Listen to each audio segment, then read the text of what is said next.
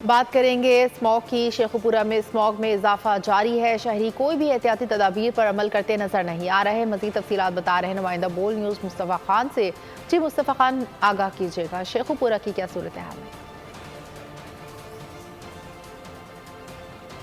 हाँ जी बिल्कुल, शेखुपुरा और इसके गिरदुराह में स्मोक के इजाफे के बायस मामूलात ज़िंदगी जो है वो मुतासर होते हुए दिखाई दे रहे हैं। मैं उस वक्त मौजूद हूँ लाहौर सरगोदा बाईपास रोड पर, जहाँ पर सुबह और शाम जो है स्मोक के बादल जो है वो छाए रहते हैं, जिसकी वजह से ट्रैफिक की रवानगी भी जो है मुतासर होती है। मैं आपको यहाँ पे बताता चलूँ कि शहरियों की बड़ी तादाद नज़ला, खांसी, बुखार और आंखों की जलन की बीमारियों में मुब्तला हो रहे हैं, जिसमें जबकि डॉक्टर्स का ये कहना है कि मास्क लगाकर, ग्लासेस लगाकर, गैर ज़रूरी सफ़र से परहेज कर कर स्मोक से पैदा होने वाली बीमारियों से जो है वो बचा जा सकता है।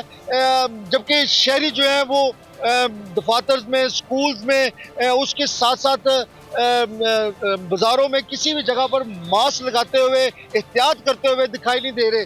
ज़रा सी एहतियात करके स्मोक से पैदा होने वाली बीमारियों से बचा जा सकता है।